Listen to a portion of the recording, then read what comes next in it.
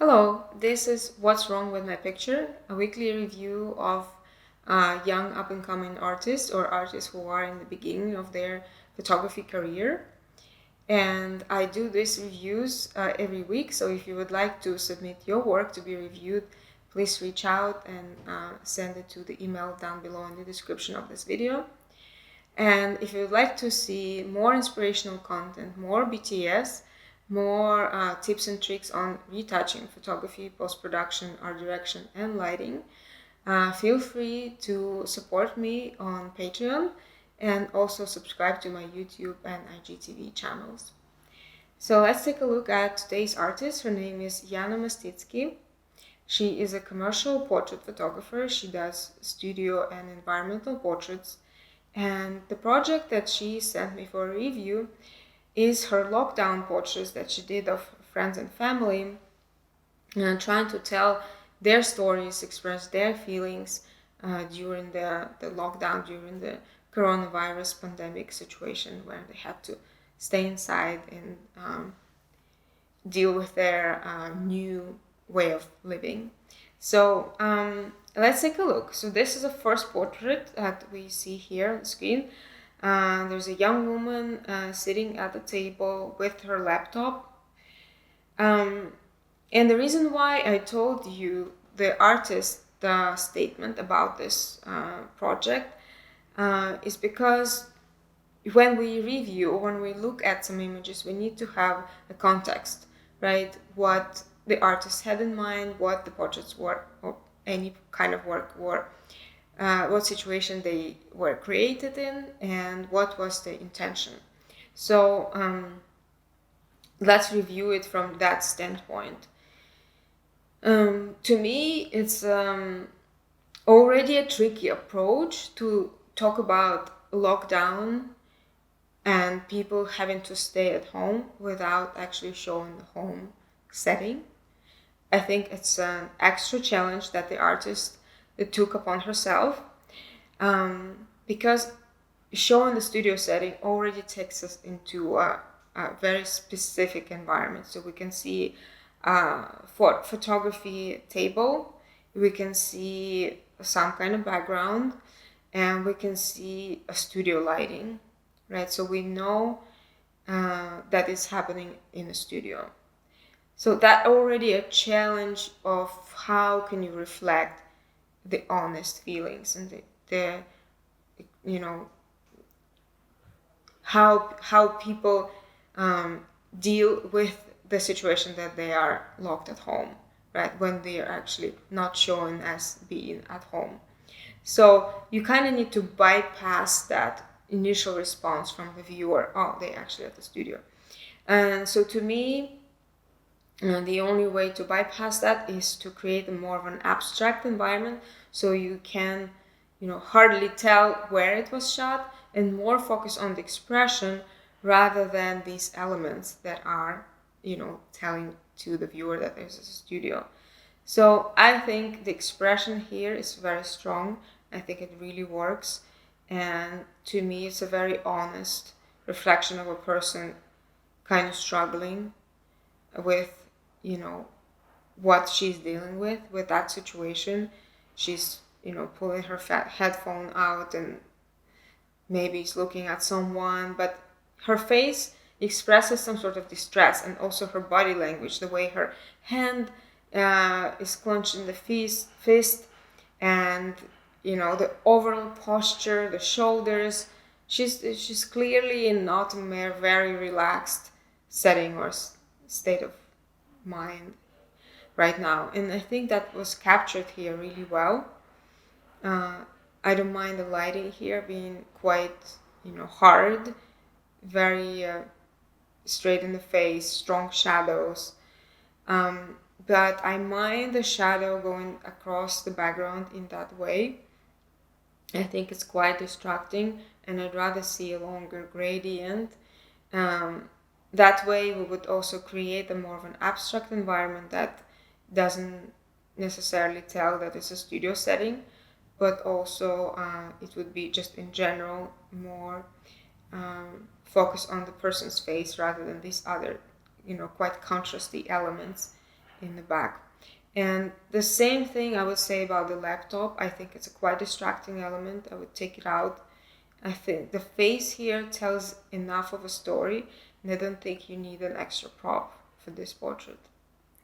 Next portrait here is more of a glamorous kind of portrait. You don't see a distress, you don't see any struggling with equipment or anything that would tell a story of her being on the lockdown. It's more of a fashion, beauty kind of portrait, just showcasing her beautiful features, her posture, her long neck, and the lighting also highlights all of that. I think the lighting here works really nicely, sort of this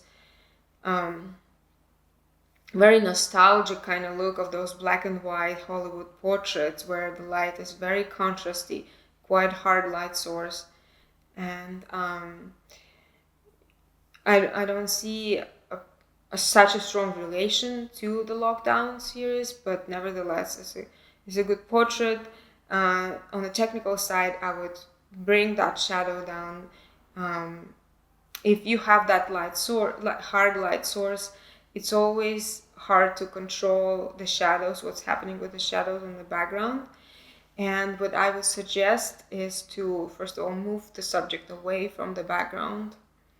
And as you move the subject away, you also move the light source away, so it's not going to be such a strong contrast of the shadow and light in the background. You can also flag the light from the background and create more of a shadow behind the person. I think the lighting here in the next portrait works much better. Again, the message here to me is more of a glamour. She's posing. Look at her twisted shoulder, twisted body language. She's clearly posing at the camera. It's clearly more of a fashion portrait, more of a statement here. She's not natural in her emotion. She's not naturally looking at us or at someone else. So it's a different type of portraiture. And again, it gives out this more of a old Hollywood kind of portraiture vibe to me.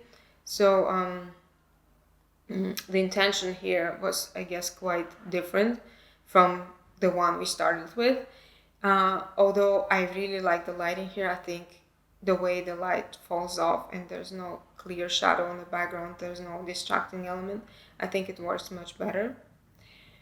This portrait, again, we're kind of going back, and I know Yana was doing diptychs, juxtaposing, maybe, I'm not so sure, maybe juxtaposing how a person would be if it wasn't for the lockdown, and how, in this case, she actually is during the lockdown.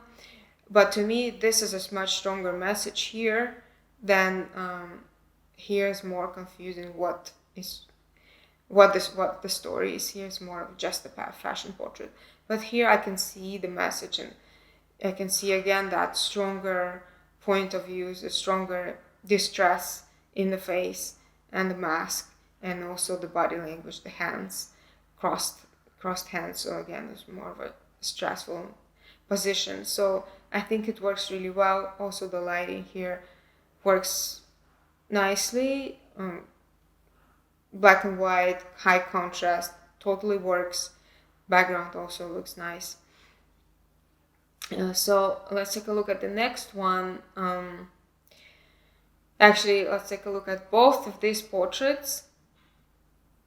And to me, they don't quite belong in the series. If we actually start sort of figuring out what the series is about, to me, the two strongest in terms of the emotion and in terms of the storytelling are these two.